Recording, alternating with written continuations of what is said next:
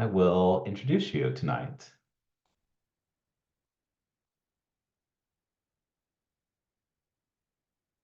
So with that, Doug Gucker is a local food systems and small farms educator, and he covers DeWitt, Macon, and Piatt counties.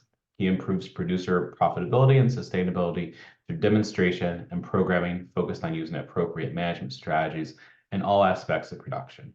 Doug's other interests are agricultural entrepreneurship, beekeeping, cover crops, native prairie restoration, water quality with regard to agriculture, urban farming systems, and local foods.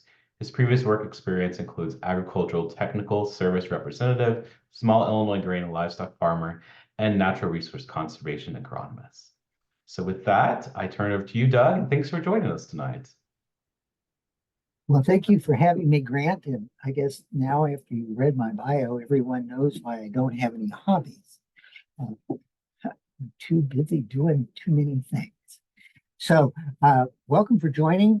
We're going to talk about what you need to do to sell meats easily in Illinois, if there is such a thing, working with government. But we're going to make this, and it does work well. And I've had clients in my unit that have taken my advice, and it works. It does work. So just bear with it. Here we go. So before you start groaning about, having a marketing plan, you really do need to have some kind of a plan. And you need to have it written down. It can be on a piece of paper tacked to the barn door. It can be a whole written out strategy on your computer. You just have to have that goal, that finish line, what you're wanting to accomplish. And so that's your marketing strategy. You know, who is going to be your main consumer? What is your goal? Sell X number of pounds of meat products, increase the number of customers. What is your timeline? You're going to do this, and are you going to start selling meat, in this coming summer or right now? Do you have a budget? You're going to have some kind of budget, because if you do a farmer's market, you're going to need some type of collapsible tent. You're going to need portable table or tables. You're going to need some kind of a freezer or cold chest as well to store the meats in. You're going to have probably should have some type of a table covering that identifies your farm with its address and location, and that, as well as, just other things that you might need. What are you going to do differently that your competitors, other local producers selling meat, are going to do? What makes you different, and what would make a customer want to buy something from you? Understand your customer. If the customer asks you what you do, how your animals are treated, what you feed them, tell them. Be transparent. As a small producer, that is your advantage. And then in return, you can ask potential customers, what do they want? Do they want bulk, quarters, halves, or whole animals? Or are they wanting to be able to select the different cuts that they like? Next thing is branding. You should have a logo. Doesn't have to be fancy. The next slide, I'm going to show you some, but just something that people remember, because that's what you need to get etched in their mind, is who you are. So when they go to buy again, they look for you, or they seek out your product. That's your goal. You've got to be on social media, at least Facebook, because that's where people go now if they're looking for something specific in their area. They look to Facebook. You could be on other social media As well, you can have a web page, but at the bare minimum, you need to be on Facebook and take photos of your animals and videos. People love to see how you are producing what you're producing. And finally, recipes. And you say, recipes, particularly for those difficult cuts of meat that people don't particularly like to buy. Have recipes for those so that suddenly they become a desirable item that they would buy instead of an unknown product that they don't know how to handle. And once again, think of social media as customer service because people will engage you on your Facebook page or other social media you have. Engage back with them because that is customer service. And once again, as a small producer who charges a premium price, that is why you do it. You are offering them service they can't get from a big box or grocery store. So, as far as logos, you can see some pretty fancy ones on here that obviously were designed by someone. And then you can see some very simple ones like Deuce Farms up there in Polo. Just 2 letters. That's it. That's it. Very simple. ES Meats, which is down here near where I work in Maroa. Once again, very simple. So just something so people remember where they bought that meat. Nothing fancy, but just you need to have it. So when you're raising these meats, there's marketing challenges. How easy is it to get into certain markets? And so this chart that came from Ginger Myers with the University of Maryland, there's a lot of information here. And so one of the easiest things and where a lot of local producers sell meats is at farmers markets because there's very little marketing that's required there other than just saying, hey, we're going to be at XYZ farmers market. Hope you can be there. This is what we'll be having this week. The same way if you have set up a meat CSA, very little. There's going to be initial marketing, but then after that, you've already got your customers who have paid for the meat that they want for that particular cycle of your CSA. On the other hand, offering convenience such as home delivery, that's going to take more time. So just kind of that's another thing you want to keep in mind is you're envisioning things and how many people are available to help with your meat selling. Is it compatible? If you're a small farmer, I understand this. Is it compatible with off-farm employment? And some of them work quite well with off-farm employment. However, some, such as direct on-farm sales, where people want to come out and see the animals and buy meat, there needs to be someone there more than likely when someone is employed, if you're employed. Of course, product quality. That is number one. That is what you are selling. That is what is making you different. And as you can see, the only one places where it may become less important is where you're offering home delivery because you're offering convenience, or when you're going to the local grocer or wholesalers and institutions where they're wanting products that they can make a markup on. So, in other words, they'll demand a lower price, but you may move more product, which could balance out. And so, once again, it's something you have to study before you jump in on it. Logistics challenges. So, on-farm sales, not too difficult. State license, deal with the local health department. You're done. Farmers markets, same basic thing. CSA, same basic thing. Now, when you go to the local grocer institution, they may place additional demands on what they expect from a packaged product that they receive from you. Same way with restaurants. They may have issues with that as well. And of course, if you're going to offer home delivery, that by itself, is going to require more management. Same way with transportation, storage, and management costs.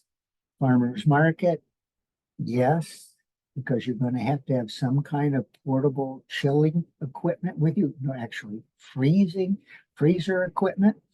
That can be, it is allowed in Illinois to use cold chest. However, you must show that you can keep them at 0 degrees. So that means dry ice. But they are allowed. On-farm sales, the extra freezer, but you'll probably have an extra freezer anyway, so that may or may not be as big a deal as it says here. That's going to depend on you. And so from there, just keep this in mind. Labor requirements, farmers markets, talking with farmers who go to farmers market, it does require more labor because it requires either you or an employee to sit, depending on the length of the farmers market, there for that period of time, and they'll get paid, or just keep that in mind. The local wholesalers, once again, it's deliveries, restaurants, deliveries, so it requires additional people. Just keep all that in mind when you're thinking about how you're going to sell your meat. That's my point here. Oops, what happened? There we go. So do you need an Illinois meat broker's license? Only if you're selling if you're only selling direct to a consumer from your farm to a CSA, a farmer's market, the answer is no. Now, if you're going to sell to a consumer from the farm through a CSA, farmer's market, and to restaurants, stores, or other organizations such as a local charity that puts on a fundraiser, or the local sweet corn festival, or whatever festival that's held in your community and they want to buy meat from you, then the answer is yes, you do need a meat broker's license. That's $50. Not that big a deal, but just another expense. But if you don't plan to sell to groups, restaurants, stores, etc., then no, you do not need a meat broker's license to sell in Illinois. As of last January, there was another amendment to the Farmers Market Act, and that now stipulates and consolidates and standardizes the regulations and requirements across the county so that farmers selling eggs or meat products or dairy, there's a standard fee, because some counties were charging very high fees, other counties very minimal fees.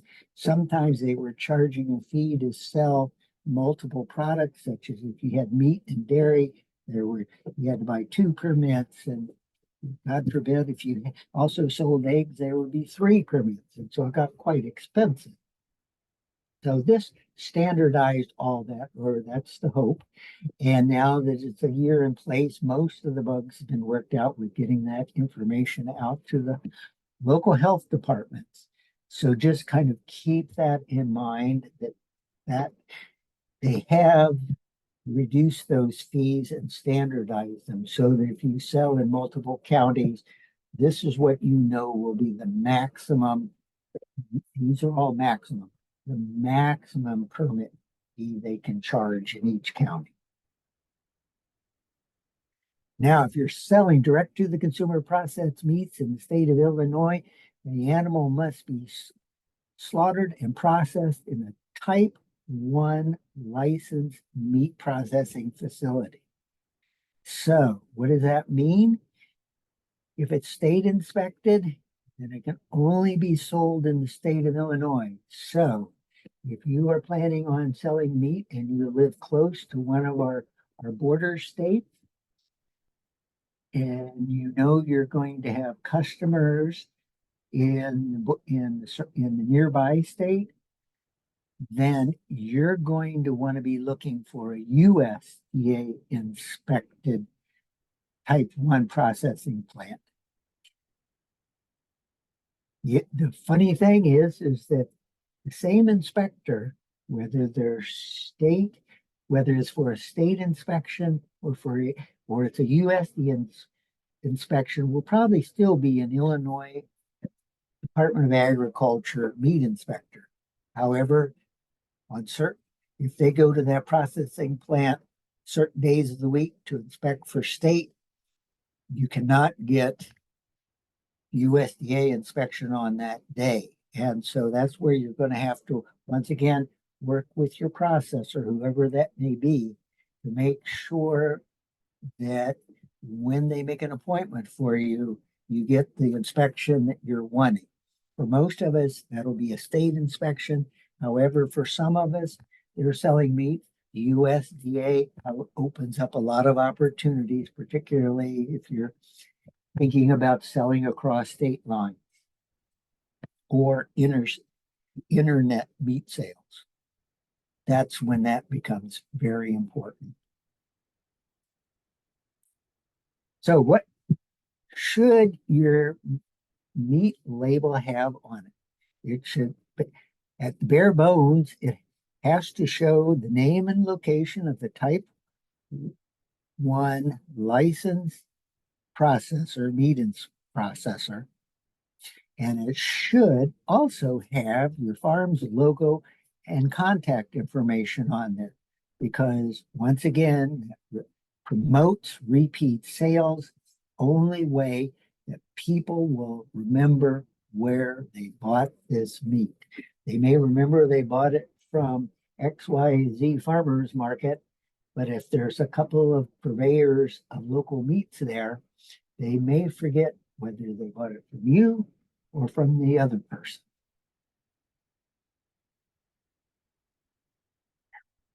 Okay, it should be in clear, vacuum sealed packaging. So this promotes long freezer storage life, 1 to 3 years. The bigger the cut of meat, the longer it can be stored without dehydration or freezer burn setting in. The other important reason is it allows that consumer, when they're buying from you, to see that product. Nothing, once again, to go back to inspected meat, no white paper sales are allowed for direct to consumer sales in the state of Illinois. You can still sell an animal to an individual who then pays for the processing at a locker plant, but you cannot deliver the meat to that individual. They have to pick it up from that processor. And then, of course, the thing that I get a lot of questions about is the Illinois Poultry Raisers Exemption. And this is Illinois Consolidated Statute 225-650/5. That's where you find all the information. This exemption is not just for poultry, as the name of the statute may lead you to believe. But in Illinois, they consider rabbits to be something that is handled at poultry processing facilities because they're a small animal like poultry. So if you're going to pursue this and be successful, here are some suggested tips for success. And this is what has been working in the state. First, before you do anything, talk with the local meat inspector that is working the processing plants in your area. And if you don't know who they are, contact the local processors. They'll tell you who he is. They're swamped with business anyway, and particularly if you're going to be doing poultry and rabbits, they'll probably be thankful because they're more time consuming for them. They don't get as many animals out the door as they do the smaller animals. So get the meat inspector, tell him what you want to do. He'll tell you what he's going to look for when he comes to your facility to give that initial inspection. He will also be the one that will probably be instrumental in getting your written request for exemption passed through the system so you are granted an exemption. This exemption is good for 2 years, good for birds or rabbits produced on your farm. So that's the easy part. And getting the exemption the second time around is much easier if everything went well the first time, because that inspector, you're a known commodity with a well-run business. So there's no problem. You can do up to 5,000 birds may be processed. So a lot of birds can be processed, or rabbits. Records must be maintained. You have to show proof that all the animals came from your farm, that you're not doing processing and slaughtering on the side for other producers. The poultry must be labeled as exempted from government inspection.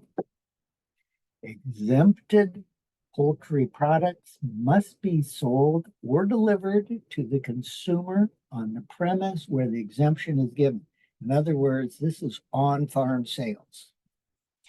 Such slaughter or processing shall be performed in sanitary facilities and subject to, once again, periodic inspections by Illinois Department of Ag personnel, which will typically be the local meat inspectors. So now this is where it's time for questions. If you have questions, because it's not uncommon for me to spend 15 minutes to an hour when people contact me about wanting questions about how to sell meat locally.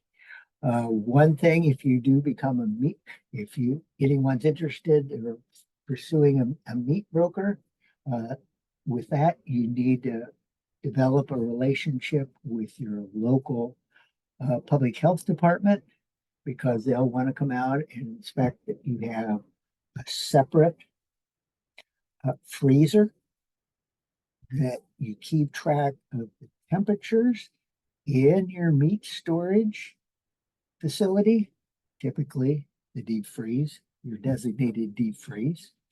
And here in this area with our 2 health departments, they're pretty well acquainted with this now. The local health departments are, particularly after COVID. And so it's not as big of a problem as it was 10 years ago, when we had to make calls, or producers had to make calls to organizations, because the local health departments just weren't reading the bulletins they were receiving from the state health department. So yes, and as far as keeping track of the temperatures, that can be as sophisticated as a temperature logging device in the freezer, or as simple as a freezer thermometer and a pad of paper. So once again, this doesn't need to be burdensome. It's a $50 license that you basically just fill out the license and mail in the check. And then after that, it's the local health department. So once again, if you make that initial inquiry before you get into it, you prepare them, they can tell you exactly what they're looking for, which shouldn't be different, but it's Illinois. And you can work out all the issues. And local producers that I've worked with around here, they've said it's really not hard at all. So, Grant, we have any questions?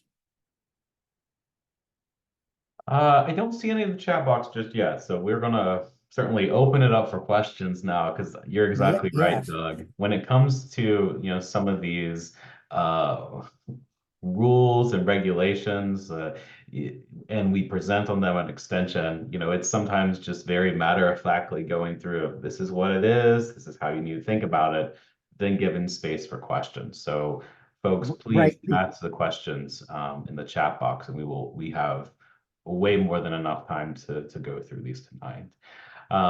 To get us going tonight, Doug, with these kind of our questions, kind of what are you seeing with some of your producers? Like, are they, when it comes to marketing their meat, do you find that they are going ahead and doing certain cuts, or do you actually see that people are, buying the whole piece of meat or the whole hog, if you will, or something? Okay. This has been a change in habits, buying habits, uh, over the past couple of decades. But here, uh, people now are wanting to buy cuts because price of meat is high now. When it comes to chicken, poultry, and rabbits, we're talking much smaller animals, so it's not a big layout of money.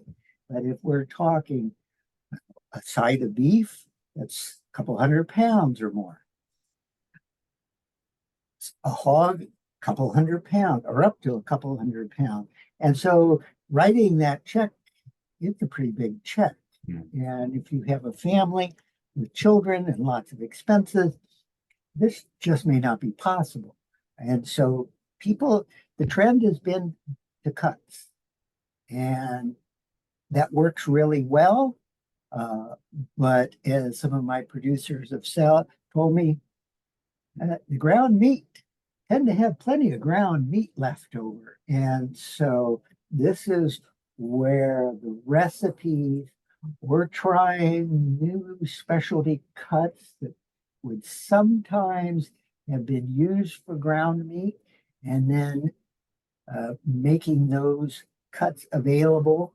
Of course, the price will be less but with recipes that show them how this cooked this way can be a very protein rich, nutritious dinner for the family that might work out particularly well in a Instapot or a crock pot, something like that, where it's one and done, easy for whoever is preparing the family meals to get done and and be quick in case they're in and out the door going to lots of sporting events, youth activities, etc., as modern families do, work out well for that. And so, yes, everybody wants to buy the prime cuts, the steaks and the chops, but reality is most of the animal aren't those prime cuts. And so, once again, this is where the importance of social media, how you set up your booth at the farmers market, so that you can, because the bulk of your cuts are not going to be the high value cuts of your steaks and chops.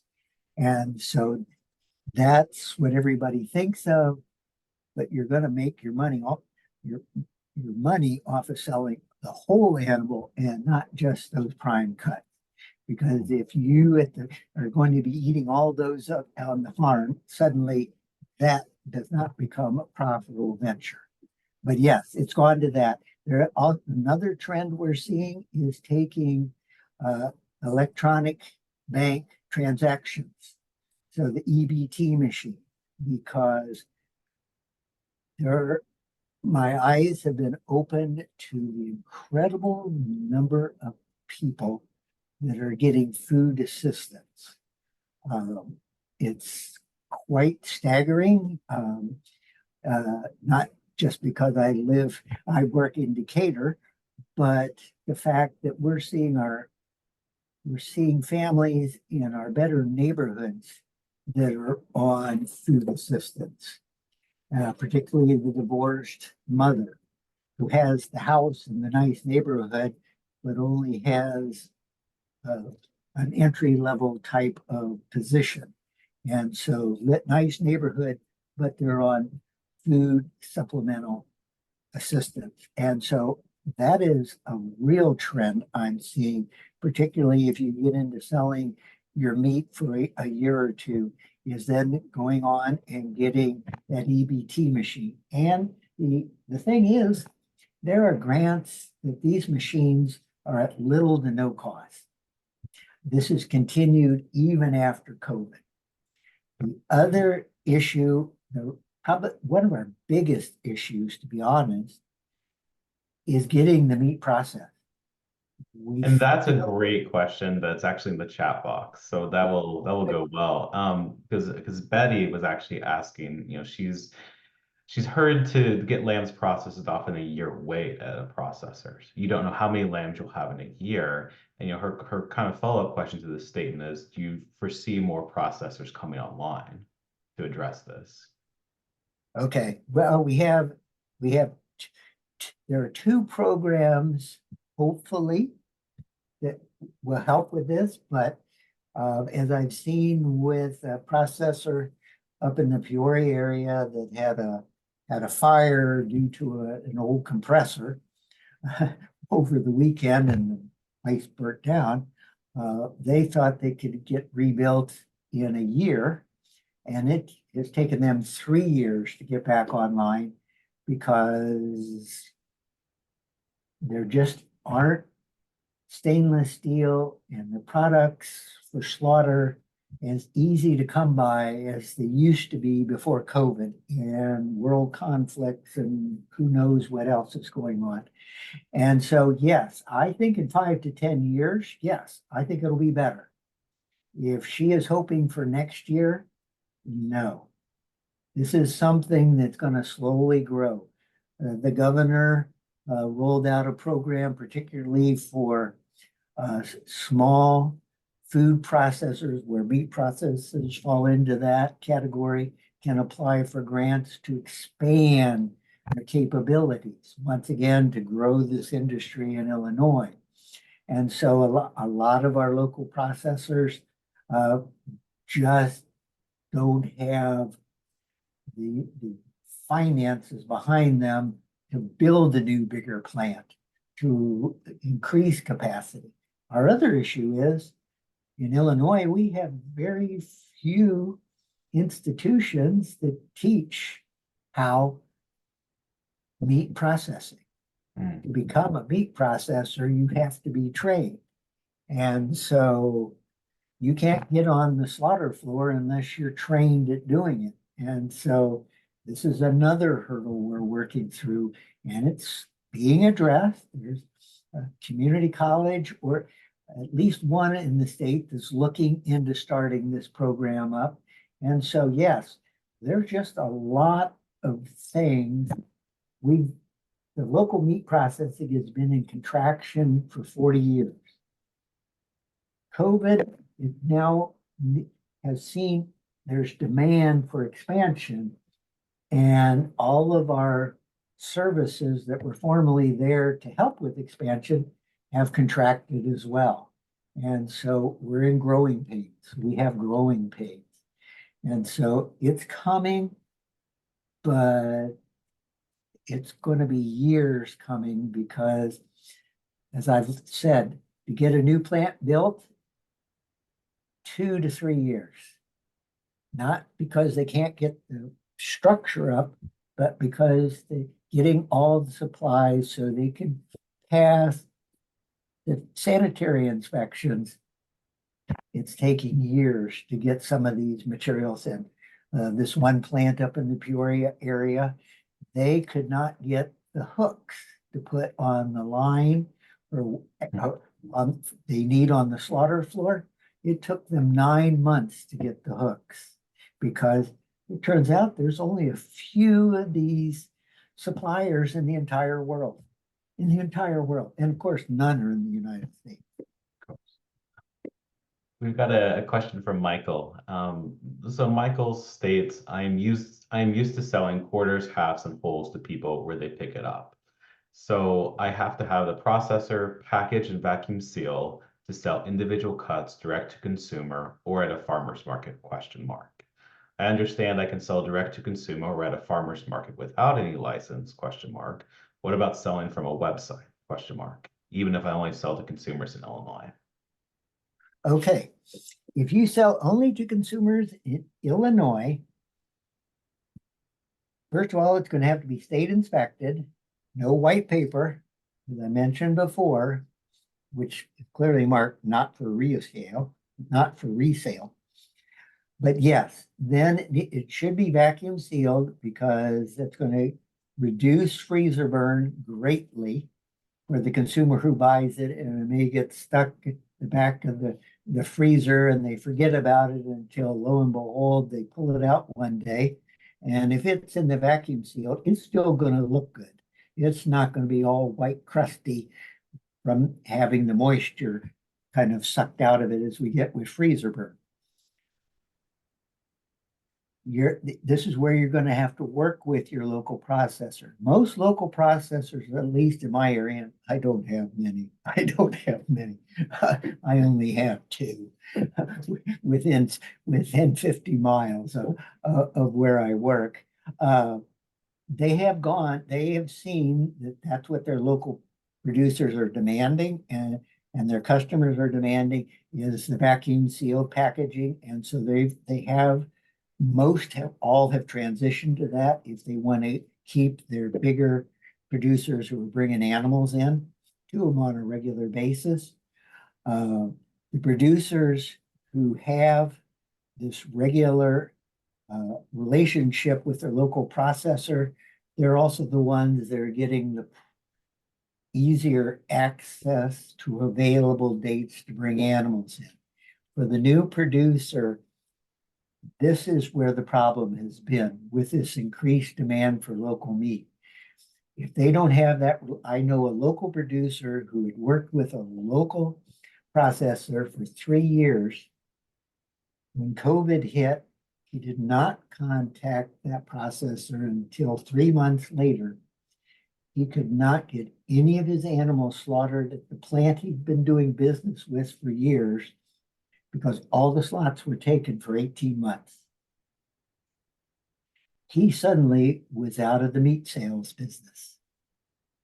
So this is where if that gentleman, that person for the questions from, has a good relationship with his meat processor, there shouldn't be a problem. For the lady who is going to be selling lambs or would like to sell lambs, she is going to have to try and develop that relationship over time, which may mean she may not be able to sell all of her market lambs to consumers directly. Some may have to go to the auction barn, which is not the preferred way to sell it because you don't have near the potential for profit as you do selling directly to consumers. I used to do that, sell directly to consumers, and yes, lamb people, they love their lamb, and also now with more ethnic groups in the United States, goat and meat sales are soaring. Our local livestock auction down at Arthur is regularly visited by Chicago meat animal buyers for goat and for lamb because of the high demand in Chicago. And most of these are buyers of meat processors in the Chicago area.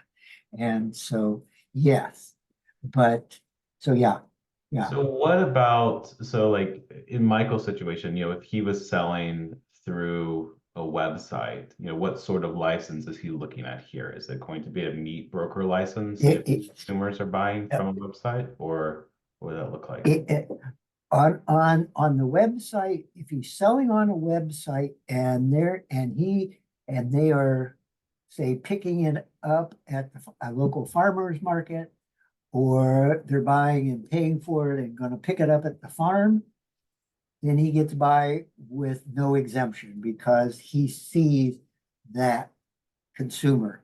And it's not a restaurant, it's not a grocer, it's not the Little League team buying for a fundraiser.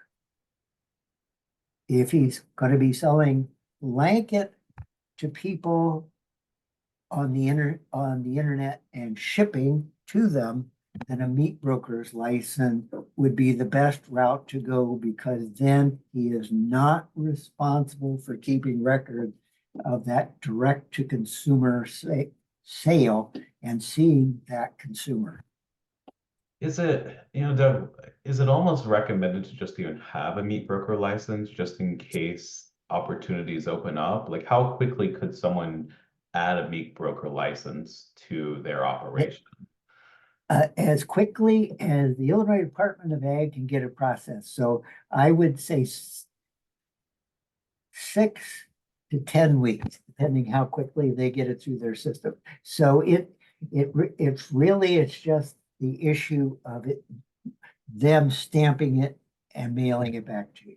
But that's also where it's important to have made that contact with the local health department, so they're aware of what you're up to, and they can come out and see that separate freezer storage compartment, and the fact you have a way to keep track of the temperature in the freezer is kept at 0 or below.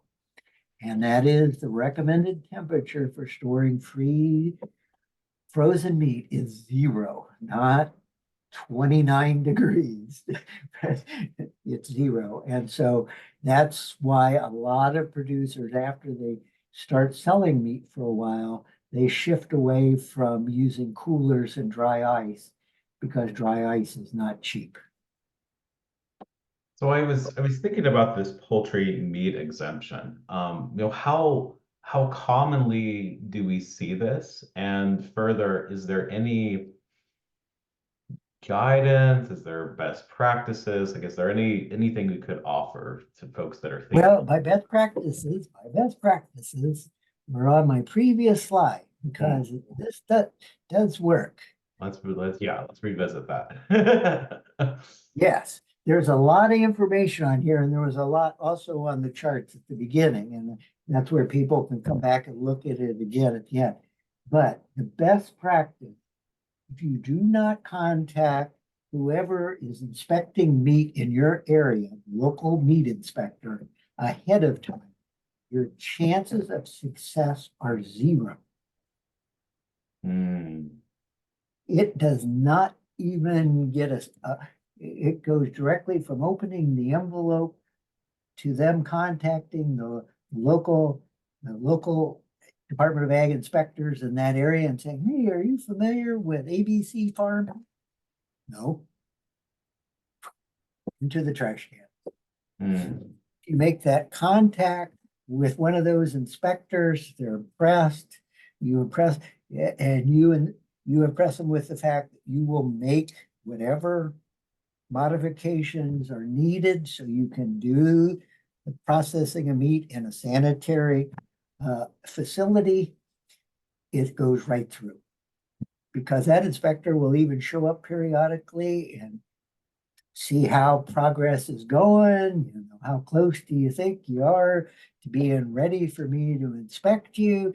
If you're running into problems, they can sometimes even offer alternative sources of supply in case you're having issues getting a particular product. You need to get that facility done or that modification done so you can do it. Just had a lady that I've known for a number of years, retired from the local community college, and she just got a poultry exemption license. Not because she sells eggs, but not to sell the old hens or to sell poultry, but she's now branched out with her grandchildren into rabbits. And so she now has this facility where she can process either poultry or rabbits. For her, it's strictly going to be rabbits. And she said she worked with her local meat inspector. The license went right through. From when she started to when it ended was, I believe she told me 6 months. And that's not bad for, basically modifying a facility or building a facility where you can slaughter these animals in. And so, yeah, I cannot stress enough the importance of talking with that local state meat inspector. They hold the key. They hold the key because they'll give the thumb up or the thumb down on your request. And as I said, from what I've talked to the people that have gotten the exemption, once you've gotten it and the meat inspector is satisfied you do a good job, reapplying is no big deal other than once again writing the letter. And there is no form letter for this. Sorry. But once again, that's where it's important to talk to your local meat inspector because they'll basically tell you what they're looking for. So as we were, talking about, well, I think certainly as we have kind of explored in this webinar series this year and even last year, as folks have gotten started into livestock, one of the things that I think folks are looking at is, how can they um, raise livestock in different ways, and sometimes regenerative agriculture pops up. Are you seeing that as a piece of Yes. the marketing and the labeling in some of this? Well, that is part of where I talked about being transparent with your customers, not only in person, but on your social media, website, however you want to go, Facebook minimum. It is the use of pictures to get your story out there about how you raise your animal. If you're wanting to sell grass-fed animals, then show pictures of them out on this nice, lush pasture out there, happily munching away out there. If you're selling what regenerative, fact it's regenerative and it's part of this whole farm cycle, show that because once again, that's going to mean that if it's regenerative, more than likely there's going to be reduced use of hormones, growth stimulants, those types of things, which a lot of young families are looking at really carefully because of some issues that have cropped up that have been noticed in Europe. So yes, you cannot be too transparent. They are buying from you because they want to know how you do it. And so get your story out there. The other thing about the poultry exemption, we're noticing a lot more of them. Why? We only have one poultry processor now. They used to have two, but they had family health issues, and right now they're not really operating at much of a scale. There have been rumors of another processor up in northern Illinois area for years now, and they say that's still going to happen. But and I think that the Illinois Department of Ag is aware of the issue and has been made aware of the issue that there is demand for local poultry meats, and we just do not have the capacity to process it here in the state of Illinois. And this may be one of the best ways for a poultry or rabbit producer to sell their product is to apply for the exemption. So you know that I'm going to have a flush of chickens, so X number of dozen, going to be ready in September. If you have that exemption, then your biggest problem is making sure you get them all processed as quickly as you can. Where I talked with a gentleman from up in DeKalb County a couple of weeks ago who told me he he had to drive. He was finally able to get his chickens processed in Arthur, but that was a 4-hour trip each way.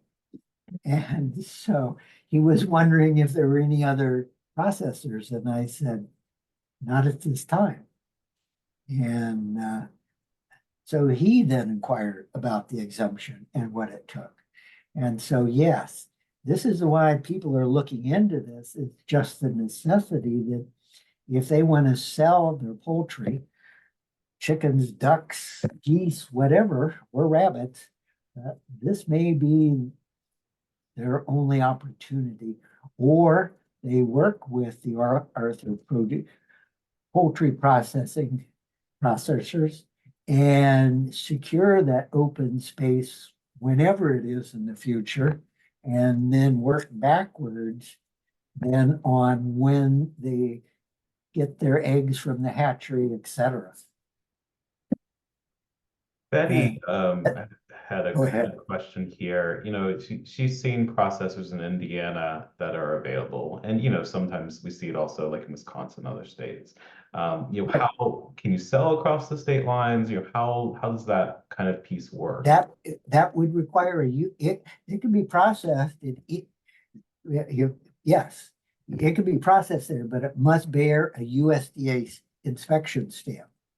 A Wisconsin stamp cannot be sold in Illinois. So it would have to be a Legal, USDA from a legally. Wisconsin, or in Yes, US or Indiana USDA similar and USDA, come back in. Okay. right? Because it would be considered interstate sale Okay. because it was processed in one state and sold in another. Okay. Even though it was grown and raised in the state of Illinois, it was processed in another state. It can be sold in that state, but not in Illinois. So that's why, yes, it can be done. It just must have a USDA stamp. Okay. And if it has that USDA stamp, you can also you can also sell it in that state as well. So Sure. Two markets, yeah. or any state for that matter. So yes. And so that's where interstate sales then may become attractive to that person. And particularly if you're living in certain parts, well, Grant, I know you're up against the Wisconsin border and your unit stretches all the way over to the Iowa border. Uh, if I was a producer in that area and there were good markets to the north or to the west of me, then yes, USDA would be the way to go Right. because suddenly I can now sell in the two neighboring states, and I'm not just boundary locked here to Illinois. In the same way, if I was close to the Chicago area and I wanted to sell to people who worked in Indiana or Wisconsin that travel to the Chicago area for employment, that would be another thing to think about as well, is that opportunity too. Because I know we have a lot of Indiana and Michigan producers selling in the Chicago market. Absolutely. So yeah, we have a big market. And but yeah, if you're in poultry in a big way, or want to be in a big way, then the exemption may be your best route until we can get some more poultry processors in this state. We keep being promised they're coming, but I heard that when I took my job in 2013. And I'm still hearing about this same phantom plant up in northern Illinois. I know nothing. So yes, but yes, be transparent when you're selling direct to the consumer. That is why they're buying from you. They want to know you. They want to know how the animals you raise are produced, because that is why they're willing to pay more for your product. You're selling the service of being transparent and showing how and what you produce. And so don't, if you're thinking that you're going to have to compete with Costco or Sam's or the Kroger's or whatever of your area, don't. You can never compete with them. You can never compete with them and be profitable. You are selling service, how you raise your animals humanely, on whatever. You tell your story. That is your key to getting customers because they are seeking a different product. And that's why they are looking to you, is you're selling that product that may not have growth stimulants, may not have hormones, injections, etc., except may not be in confined buildings. We're seeing that even with cattle. Mhm. Dry lots is basically a confinement system. And so, and if that's not what they're wanting, then tell your story because they are seeking you out. They are wanting a healthier product for their family. And that's your story. And stick to it and don't be embarrassed by it because that is the reason why you can charge what you charge. We've got a one more final question of the night. From this comes from Megan. Uh, what about exemptions in Illinois for Wisconsin farms? Finding a poultry process is difficult in both states, it seems, is what Megan is saying. So, I think Okay, this question, yeah. So what's the, I guess, coming in? Is there anything? now a poultry exemption used for a farm in Wisconsin cannot be sold in Illinois. Okay. Well, actually, it could be sold in Illinois. It can't be sold in Illinois. They can travel to Wisconsin and buy it, but it can't be sold in the state of Illinois. Hmm. And technically, and the technicalities of the exemption is that they have to buy it from the farm anyway. And so if they are on a farm just across the state boundary, sure, she could sell it because they have to pick it up at her farm anyway. So it's a Okay. Wisconsin sale. So it's a Wisconsin sale. And it would be vice versa if you were in close to a boundary state. They have to come to the farm to buy it or the farm store to buy it. And which means they're coming to Illinois. And so it is an Illinois sale. So, And but you're not aware, and I'm not aware of what if Wisconsin has this poultry rule, right? Like they don't have any. no, I am not aware whether Wisconsin has a poultry rule, but once again, this is something that Wisconsin Extension, UW Extension up there, they've got great people. This is a question. They're one of their livestock people or one of their many local foods people should be able to just give them that and a quick answer right off the top. And so I would just contact them directly because they'll know, or they may call it something else. But yes, it's pretty typical in most states to have some kind of rule allowing on-farm poultry slaughter. Hmm. Some states, such as Tennessee and Kentucky and many other states, they even allow mobile slaughter, Hmm. where the arbitrage actually comes to the farm with their slaughter facility, does the processing right then and there, and it's up to the farmer then to get them immediately into freezer facilities and chill it down. And so, but Illinois does not allow that yet, unfortunately, because I think that would open up a lot more opportunities for new processing in the state because the investment would not be quite as high as a brick and mortar building. And it would allow them to go to hot spots and work an area for a while before they moved on. And so if there were a lot of poultry producers up in the Rockford area or the DeKalb area, they could go up, set up shop for a week or two, handle all that, and then move to another area. Hmm. So everyone would then know, have your birds ready on whatever date on the calendar or whatever week of the calendar, and it would work. And it is working. it has been working very well in the states that are using it. And there are a lot of states that allow it. But unfortunately, Illinois, with Chicago and food safety issues they have there, that holds us back in a lot of things.